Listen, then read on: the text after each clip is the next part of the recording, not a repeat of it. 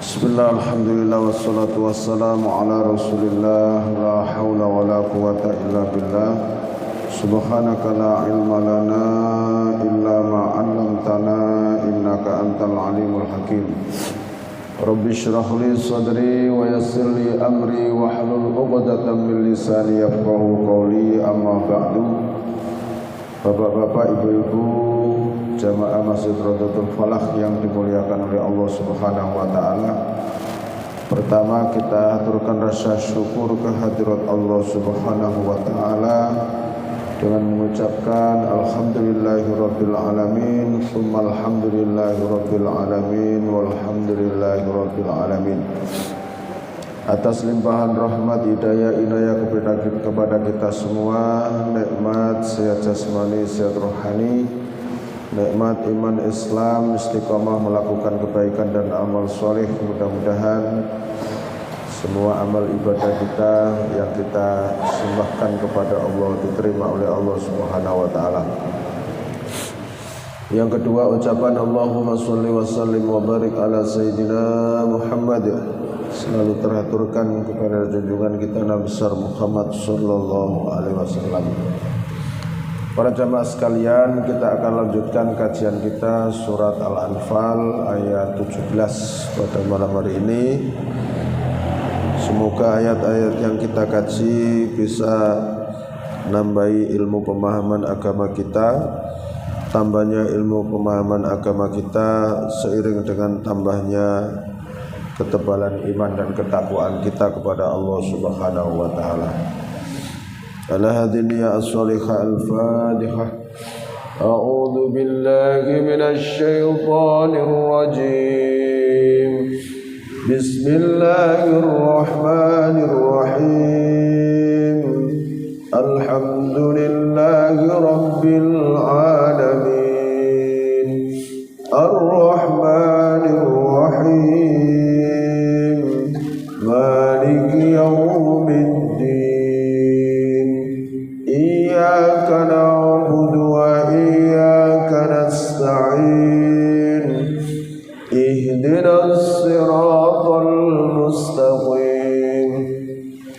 Siratal ladzina an'amta 'alaihim ghairil maghdubi 'alaihim waladdallin.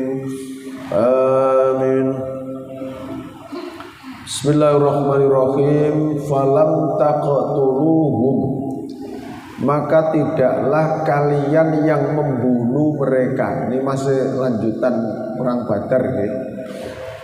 Maka tidaklah kalian yang membunuh mereka orang-orang kafir, walakinnallaha, dan akan tetapi Allah lah qatalahum, yang membunuh mereka sehingga mereka kalah.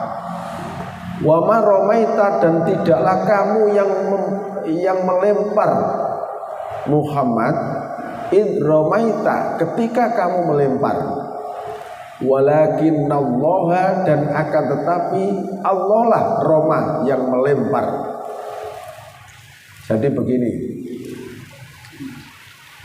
sejarah ayat ini turun tatkala perang Badar itu berkecamuk. Rasulullah menyuruh Sayyidina Ali untuk mengambilkan pasir. Maka Sayyidina Ali mengambilkan pasir, diberikan Rasulullah. Setelah diberikan Rasulullah, disawurno nanggone tentara kafir. Bareng dengan Rasulullah nyawurno apa itu pasir ini, para sahabat itu mendengar, Pak. Jadi seakan dia mendengar suara gemuruh koyok watu kerikil itu nibo tenggane esbes gitu loh, kretak gitu. Suaranya begitu. Lah disitulah bareng dengan Rasulullah nyawur no pasir, datang pertolongan Allah bahwa yang melemparkan pasir itu sebenarnya bukan kamu Muhammad, tapi Allah lewat para malaikatnya. Itu. Maka ayatnya kan wa ma romaita, dan tidaklah kamu yang melempar Muhammad. Id romaita, ketika kamu melempar, walakin Allah, dan akan tetapi Allah lah roma yang melempar. Nah, bareng dengan Rasulullah melempar. Jadi Allah itu kalau memberikan pertolongan itu rapi sekali, Pak. Jadi supaya biar enggak dibaca oleh orang kafir pertolongan itu, dibarengno Nabi Muhammad nyawurno pasir itu, Pak. Nah, jadi itu ketika Nabi Muhammad nyawurno pasir itu bareng dengan datangnya pertolongan Allah, para malaikat itu juga melemparkan batu-batu yang dibawa dari atas itu. Nah, maka ayat ini kan falam taqtuluhum, maka sebenarnya yang membunuh mereka itu bukan kamu Muhammad, bukan sahabat-sahabatmu, walakin Allah, akan tetapi Allah qatalahum, yang membunuh mereka lewat pertolongan bala tentara malah malaikat itu tadi. Nah, gitu. Sehingga orang Islam itu menang. Waliyubliyal mu'minin, dan Allah hendak menguji orang-orang yang beriman itu minhu, darinya, balaan dengan ujian hasanan yang baik. Kemenangan ini di samping pertolongan Allah kepada orang-orang yang beriman, para nabi dan para sahabatnya, sekaligus pertolongan berupa kemenangan ini juga ujian. Jadi ujian itu kan ada dua. Ada ujian berupa kebaikan, kemenangan, kemakmuran, kemewahan. Ada ujian berupa penderitaan, kekurangan. Nah, sama-sama ujiannya. Jadi di samping kemenangan juga ujian. Bagaimanakah sikap para sahabat ketika ditolong oleh Allah itu? Nah, itu. Innallaha, sesungguhnya Allah, sami'un, zat yang maha mendengar, alimun, zat yang maha mengetahui. Ternyata ayat yang kemarin dulu yang sudah saya sampaikan itu, ternyata ketika diuji dengan kemenangan dan dapat harta rampasan perang, ternyata royoan bagian rampasan perang, kan gitu kan. Baru diuji seperti itu wis royoan, akhirnya sampai hampir gap persahabatan mereka pecah gara-gara itu. Terus ada ayat wa aslihu dzata bainikum, maka perbaikilah hubungan persahabatan kalian, jangan masalah ghalimah ini saja kita bertengkar. Nah, seperti itu. Dzalikum, demikian itu, wa annallaha, dan sesungguhnya Allah muhinun, menghinakan kaidil kafirin, tipu daya orang-orang kafir. Jadi betul-betul kemenangan perang Badar itu adalah Allah menghina atas orang-orang kafir. Ya apa gak menghina? Jumlah mereka lebih besar, peralatan mereka lebih lengkap, ternyata dikalahkan dengan jumlah yang sedikit. Ya karena pertolongan bala tentara dari malaikat tadi. Betul-betul tipu daya rekodoyone wong-wong kafir untuk memerangi orang Islam itu dihinakan oleh Allah dengan kekalahan itu. Intas taftihu, ini juga firman Allah ditujukan kepada orang kafir. Jika kalian minta keputusan, wahai orang-orang kafir, faqad ja'akum, maka sungguh telah datang kepada kalian al-fathu, keputusan itu. Keputusan apa? Ya keputusan kalah kan kamu. Nah gitu loh. Sudah jelas kan bahwa kamu yang kalah. Mau minta keputusan seperti apa lagi? Nah, intan tahu, jika kalian berhenti memusuhi Rasulullah dan orang-orang Islam, fahuwa, maka itu khairun lakum, baik bagi kamu sekalian. Nek awakmu berhenti wis gak merangi Nabi Muhammad sak sahabate, apik bagi kamu. Nah, gitu. Wa in ta'udu, apabila kamu kembali memusuhi Rasulullah, na'ud, maka kami kata Allah juga akan kembali menolong Rasulullah. Seperti kami menolong Rasulullah pada waktu kejadian perang Badar ini. Nah, ini apa itu firman Allah. Terus walan tughniya ankum, dan tidak berguna dari kamu sekalian fi'atukum, pasukan kalian, tentara-tentara kalian tidak berguna sama sekali kan, walaupun banyak, syai'an sedikit pun gak berguna dengan kekuatanku. Nah, jadi disumbari karo Allah. Ya, tidak berguna dari kamu fi'atukum, tentara-tentara kalian, kelompok kalian, syai'an sedikit pun, walau kathurat, walaupun jumlahnya banyak. Nah, ini wes gak bisa ngomong orang kamu. Walau kathurat, walaupun jumlahmu banyak. Mau minta keputusan seperti apa lagi? Nah, seperti itu. Wa annallaha, dan sesungguhnya Allah ma'al mu'minin, bersama orang-orang yang beriman. Manakala orang itu betul-betul beriman kepada Allah, pasti akan ditolong oleh Allah. Ya ayyuhalladzina, wahai orang-orang yang amanu, mereka beriman, atiullaha, taatlah kalian kepada Allah wa rasulahu, dan rasulnya, jangan sampai mengkhianati apa yang sudah Allah dan Rasul perintahkan. Wala tawallau, dan janganlah kalian berpaling, anhu, darinya, dari perintah Allah dan Rasul, wa antum, sedangkan kamu sekalian tasma'un, kalian sama-sama mendengarkan apa yang sudah Allah sampaikan lewat Rasulnya. Wala takunu, dan janganlah kamu menjadi kalladzina, seperti orang-orang yang orang munafik, qalu, mereka berkata, sami'na, kami mendengar, wahum la yasma'un, padahal mereka tidak mendengar. Maksudnya tidak mendengar itu tidak bisa mengambil pemahaman dari ayat yang Rasul sampaikan kepada orang-orang munafik.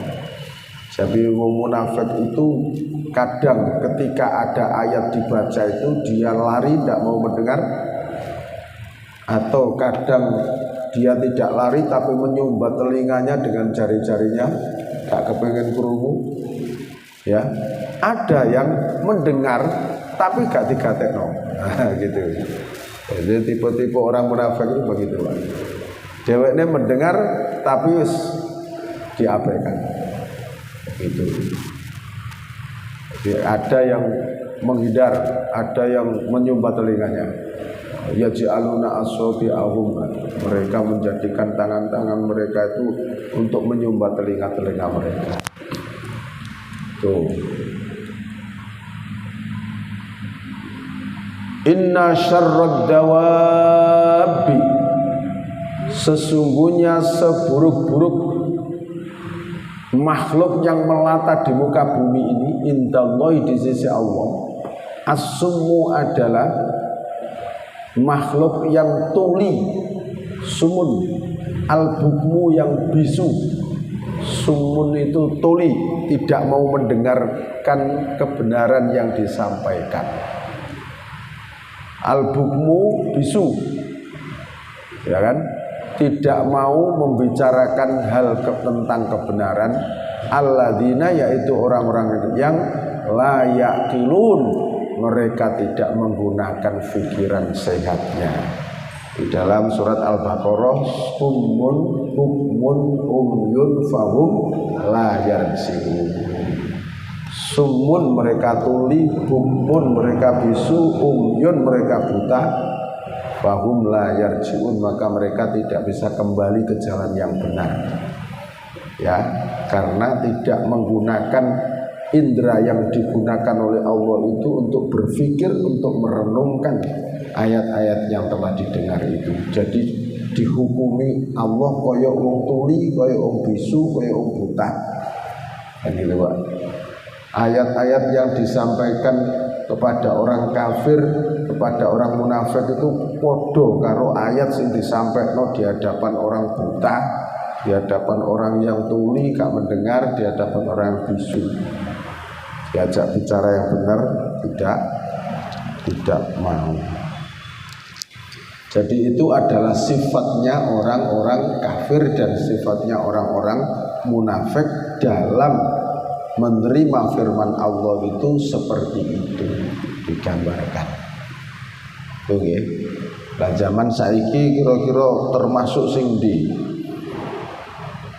Banyak orang-orang yang sudah mengerti, bahkan yo iso maca Al-Qur'an, bahkan yo ngerti terjemahin, tapi yo dia masih melakukan hal-hal yang dilarang oleh Allah. Kata loh, nggih. Itu kan podo karo munafik iku mau. Krungu tapi gak digatekno gitu. Ya. Krungu tapi gak digatekno. Jadi ya banyak orang yang tipe seperti ini banyak. Sehingga dalam kehidupannya itu tidak mencerminkan sebagai orang yang beriman secara taat, tapi hanya iman secara pengakuan saja, tapi perilakunya seperti perilaku orang-orang kafir dan orang-orang munafik. Walau alimallahu, dan jikalau Allah mengetahui fihim pada mereka khairan kebaikan, la asma'ahum, pasti Allah akan membuat mereka mendengar. Maksudnya nek Allah itu ndelok di dalam hatinya itu ada sedikit kebaikan, ada sedikit kemauan untuk berbuat baik, maka Allah akan menjadikan mereka mendengar. Maksudnya Allah akan menjadikan mereka dapat merenungi ayat-ayat itu. Kalau ada kebaikan sedikit saja, ya, tapi ternyata tidak ada di dalam hati mereka niat untuk berbuat baik, memang sudah tidak ada, gitu loh. Makanya karena tidak ada niat berbuat baik, Allah di dalam surat Al-Baqarah itu khatamallahu ala qulubihim wa ala sam'ihim wa ala absarihim ghishawatun, kan begitu kan? Khatamallahu, Allah telah mengunci mati ala qulubihim, atas hati-hati mereka, wa ala sam'ihim, dan atas pendengaran mereka, wa ala absarihim, dan atas penglihatan mereka, ghishawatun, suatu tutup, ditutup oleh Allah pendengarannya, hatinya, penglihatannya. Nah, ditutup dengan apa? Ya dengan kekafiran yang dia lakukan itu.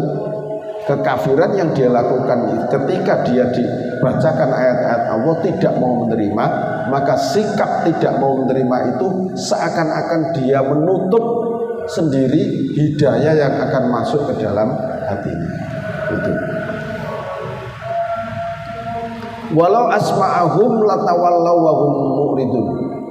Walau andaikan Allah membuat mereka itu mendengar, itu latawallaw, pasti mereka akan berpaling, wahum mu'ridun, dan mereka itu memang orang-orang yang berpaling dari ayat-ayat Allah. Itulah orang kafir, orang munafik dalam menerima ayat yang disampaikan kepadanya itu. Ya ayyuhalladzina, wahai orang-orang yang amanu, mereka beriman, istajibu, penuhilah, istajibu, laksanakanlah perintah-perintah lillahi, karena Allah, walir rasul, dan kepada rasul. Istajibu itu ya sembadanono, apa yang sudah Allah perintahkan dan rasul perintahkan. Idza da'akum, apabila mengajak kepada kamu sekalian, lima, kepada apa yang yuhyikum, yang menghidupkan kalian, mengajak tentang keimanan. Jadi iman itu diibaratkan satu kehidupan. Untuk menghidupkan apa? Menghidupkan hati. Jadi penuhilah panggilan Allah, penuhilah panggilan Rasulullah apabila kamu diajak lima yuhyikum, kepada suatu panggilan yang menghidupkan kalian, maksudnya yang menghidupkan hati kalian. Panggilan apa itu? Panggilan iman. Jadi iman itu bisa menghidupkan hati. Wa'lamu, dan ketahuilah annallaha, sesungguhnya Allah yahulu, membatasi, bainal mar'i, di antara seorang wa qalbihi, dan hatinya. Maksudnya Allah membatasi antara seorang dan hatinya itu apa? Jadi yang orang itu kan punya hati ya. Setiap manusia kan punya hati. Tapi yang menguasai hati seseorang itu Allah. Gitu loh.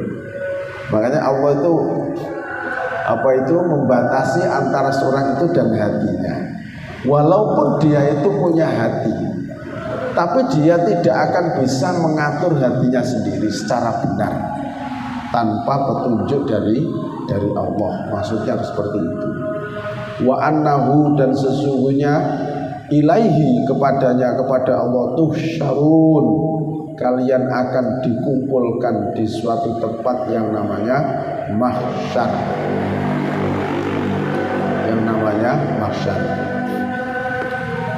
Terus wattaku, dan takutlah kalian fitnah, malapetaka, azab. Fitnah itu bisa berarti begitu. Takutlah kamu akan siksa, azab, la tusibanna, yang tidak menimpa, yang sungguh azab itu tidak menimpa, alladzina, orang-orang yang zolamu, mereka berbuat zalim, minkum, di antara kamu sekalian, khosotan, secara khusus. Wa'lamu, dan ketahuilah annallaha, bahwa sesungguhnya Allah syadidul iqab, dat yang sangat keras siksaannya. Maksudnya, wahai manusia, takutlah akan siksa Allah, yang siksa Allah itu kalau sudah ditimpahkan, kalau sudah diturunkan di suatu tempat itu, tidak hanya menimpa kepada orang yang berbuat zalim saja, akan tetapi siapa yang ada di tempat itu juga kena imbasnya, kena azab yang diturunkan oleh Allah. Itu Pak. Contoh misalnya peristiwa terjadinya tsunami, ya, padahal yang melakukan kemaksiatan itu sebagian masyarakat Aceh, kan begitu Pak. Tapi ketika Allah menurunkan azab berupa bencana tsunami, semua yang ada di situ ikut kena merasakan azab itu. Nah ini loh, ikut merasakan azab itu. Nah, di dalam hadis Rasul mengatakan, jadi nek ono azab turun nduk nggone suatu kampung atau suatu negeri, ya semuanya yang ada di kampung itu melok kena pisan itu. Padahal dia gak ikut berbuat zalim. Nah, ayatnya sudah begitu. Takutlah akan suatu azab yang sekali-kali azab itu tidak hanya menimpa kepada orang yang zalim saja di antara kalian, tapi semuanya ikut kena. Nah, hadis Rasul mengatakan, ayat ini dijelaskan dalam hadis Rasul, mamin qaumin, tidaklah sebuah kaum atau suatu kaum, ya'malu bihim bil ma'asi hum agharu wa aktsaru, tidaklah suatu kaum yang sebagian besar orang-orang yang ada di situ itu lebih terperdaya untuk melakukan kemaksiatan, mimman la ya'malun, dari orang yang tidak melakukan kebaikan, tsummalam yughayyiru, kemudian mereka tidak mau mengubahnya, ya, mereka tidak mau mengubahnya illa ammahumullahu biiqabin, melainkan Allah akan menyiksa mereka dengan siksaan yang merata. Tidaklah suatu kaum yang di dalam masyarakat atau di dalam kaum itu orang yang berbuat maksiat lebih banyak daripada orang yang berbuat baik. Kemudian orang yang berbuat baik itu tidak mau mencegah perbuatan dari orang-orang yang berbuat maksiat di situ, maka Allah akan menurunkan azabnya secara merata. Ya, dari itu Allah menurunkan azab secara merata. Jadi kalau sudah ada kemaksiatan yang sudah merajalela di suatu kampung, di suatu negeri, di mana kualitas atau kuantitas jumlah orang yang berbuat maksiat dengan yang berbuat baik itu akeh sing berbuat maksiat. Tapi wong sing berbuat baik ndek kono gak mau peduli, gak mau mencegah, gak mau mengingatkan. Maka ketika Allah menurunkan azab, semuanya akan diberikan azab oleh Allah secara merata. Seperti ini Pak. Ini bahayanya kalau tidak ada yang mau mengingatkan itu seperti itu. Ya. Jadi ini kalau ayatnya seperti itu, okay? Wattaqu fitnatan la tusibannal ladzina dzalamu minkum khassah. Takutlah akan terjadi suatu musibah, azab yang azab itu tidak hanya khusus diturunkan kepada orang yang berbuat zalim saja, akan tetapi seluruhnya yang ada di kampung itu ikut kena azab itu. Nah, jadi muga-muga di kampung-kampung kita ini orang yang melakukan kebaikan jumlahnya masih lebih banyak daripada orang yang melakukan kemaksiatan gitu loh. Jadi perbuatan baik, amal soleh jenengan ini bisa meredah turunnya azab dari Allah. Jadi begitu kan. Orang-orang yang ada di warkop kan gak pernah mikir datangnya azab itu kan gak pernah mikir. Jadi tapi mereka harus berterima kasih bahwa Allah tidak menurunkan azab itu karena masih banyak yang rukuk sujud di rumah-rumahnya Allah, karena masih ada orang yang berbuat amal soleh, karena masih ada orang yang mengadakan majelis taklim memahami ayat-ayat Allah. Jikalau tidak, ya sudah harus digulung gitu Pak, harus digulung misalnya. Nah kira-kira jumlah itu dijumlahin kira-kira akan gini. Wong kadang-kadang kalau kita lewat itu warkop itu sakmono kayak parkir sampai gak kamot toh. Nah itu tidak satu tempat itu, di berbagai tempat itu. Terus sekarang misalnya kayak pengajian begini ini, Isya kan sudah kan, Isya kan sudah, dan di berbagai tempat itu ya ngaji-ngaji itu ya paling jam 09.00 juga sudah hampir tidak ada kajian-kajian seperti ini. Sementara warkop itu 24 jam. Karena berarti agak kuno. Gini Pak ya. Kalau dijumlah kita coba hanya sampai Isya. Mereka sampai jam 12 kok. Lu bahkan sampai subuh Pak. Saya itu kalau berangkat kuliah subuh itu papasan dengan pokoknya para pengendara sepeda yang gak nggawa helm itu wis pasti mari melekan iki wis. Terus banter pisan Pak. Wedi lho nek sempangan kok ngene. Iya nek gak mentem, nek mentem itu bro aku lah gak sido ngisi kuliah subuh. Jadi begitu Pak. Masyaallah. Habis ini. Nih barangkali ada yang tanyakan monggo.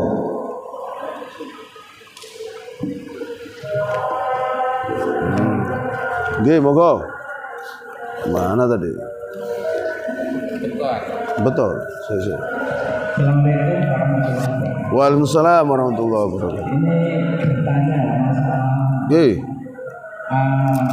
sesuatu kaum atau Ya, kebanyakan kaum yang boleh, sedangkan kita yang tidak boleh misalkan mengikuti pengajian dan lain sebagainya. Kemudian berbuat tidak baik, misalnya menyalahi aturan dan sebagainya. Itu punya lebih banyak itu, Pak. Nah, kita sedikit ini kayaknya bisanya hanya berdoa, hanya berdoa saja. Kalau nanti bersuara ya, misalnya tidak akan direken karena jumlahnya sedikit. Ya. Nah, bagaimana yang jumlah sedikit yang seperti Bapak? Nanti jelaskan bahwa yang berbuat baik hanya sedikit. Sedangkan nanti kalau Allah itu menimpakan musibah atau azab, kita pun kena. Ikut kena. Nah ikut kena ini maksudnya kenanya ikut dosanya atau ada pilah-pilahnya misalnya yang berbuat yang seperti itu banyak yang seperti Bapak tadi jelaskan subuh itu banyak yang baru pulang dan lain sebagainya. Kita ini hanya jumlahnya sedikit itu ya, kayaknya berdoa ini apa ya. Terima kasih ya, ini jadi apa ya prihatin ya. Seperti hal-hal yang kita ketahui, masalah macam-macam yang kita ketahui sekarang di negara ini lah. Terima kasih. Assalamualaikum warahmatullahi wabarakatuh. Ya, pertanyaan jenengan itu pernah ditanyakan oleh Sayyidah Aisyah kepada Rasulullah. Tatkala Rasulullah menyampaikan begini, wahai Aisyah, jikalau datang suatu azab kepada suatu kaum, maka penduduk di suatu kaum itu akan semuanya dihancurkan oleh Allah. Ya kan begitu. Siti Aisyah berkata begini, ya Rasul, kenapa kok dihancurkan semuanya? Mestinya kan yang berbuat zalim saja. Kenapa kok semuanya yang berbuat baik kok juga ikut dihancurkan oleh Allah? Semuanya dihancurkan oleh Allah Aisyah. Cuman nanti dibangkitkan oleh Allah sesuai dengan amal ibadahnya masing-masing. Jadi ikut kena, Pak, tapi tetap di hadapan Allah tidak sama. Ya, orang baik ya tetap ketemu baik, gitu loh. Jadi bedanya di situ, Pak. Nah, supaya tidak kena, gitu kan? Supaya tidak kena, kan kita harus kembali kepada hadis Rasul. Marra'a minkum munkaron, barang siapa di antara kamu sekalian yang melihat kemungkaran, falyughayyir, maka cegahlah kemungkaran itu biyadihi, dengan tangannya. Tangannya itu bisa dengan kekuasaannya. Kalau dia mampu mencegah dengan tangannya, ya dengan tangannya karena dia punya tenaga yang kuat, atau dengan tangannya karena dia pimpinan di kampung itu, dirubah dengan tangannya, tangan kekuasaan atau tangan langsung. Ya, fa illam yastati, maka jikalau merubah dengan tangan atau tangan kekuasaan tidak mampu, maka fabilisanihi, ingatkan dengan lisan, nasihati dia, cegahlah dengan beberapa nasihat. Nek jenengan ngerubah karo nasihat yo gak mampu, karena wis gak duwe jabatan apa-apa misale, fa illam yastati fa biqalbi, kalau jenengan ngerubah karo tangan yo gak mampu, karo nasihat yo gak mampu, fa biqalbi, cukup dalam hati, artinya jenengan tidak menyetujui perbuatan yang dilakukan oleh mereka, cukup benci perbuatan yang dilakukan oleh mereka. Wa huwa adhaful iman, dan seperti itu selemah-lemah iman. Ya gak apa-apa dikatakan selemah iman, daripada kene nyegah karo tangan ya gak iso, karo lisan ya gak iso, dadakno tambah atine seneng. Wah, repot iki. Jadi ya seperti itu Pak.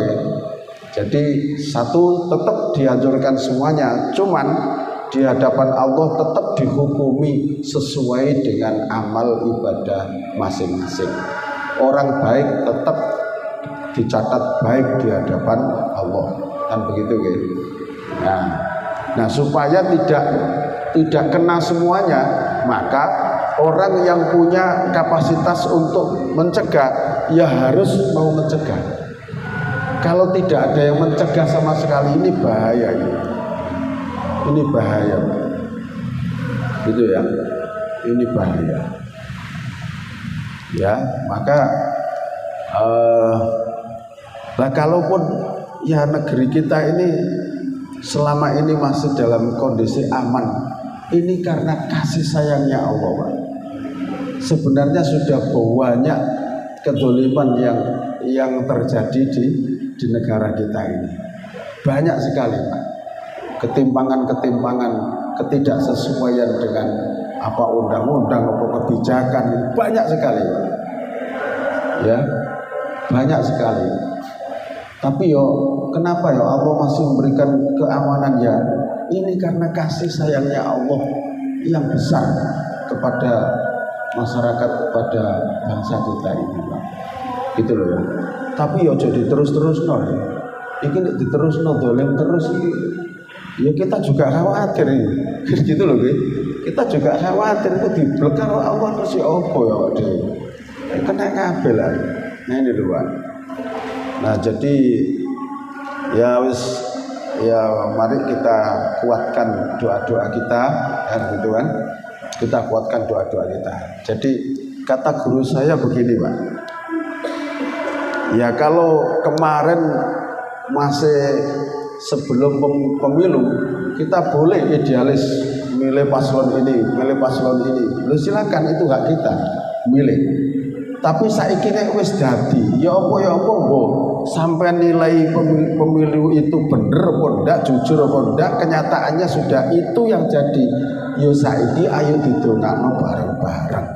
Muga-muga yang terpilih menjadi pimpinan ini dibimbing hidayah oleh Allah Subhanahu wa taala sehingga dia memimpin itu benar jujur. Nah, gitu loh, Pak. Itu kalau gak dibimbing oleh Allah gak bisa.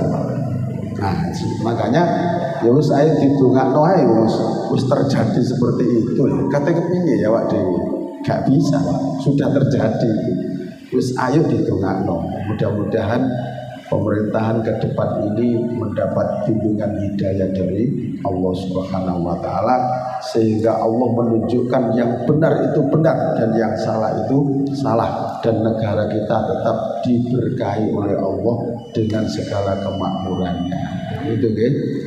Itu mudah-mudahan bermanfaat. Kita akhiri dengan doa kafaratul majelis. Subhanakallahumma wa bihamdika asyhadu an la ilaha illa anta astaghfiruka wa atubu ilaik. Alhamdulillahirabbil alamin. Assalamualaikum warahmatullahi wabarakatuh.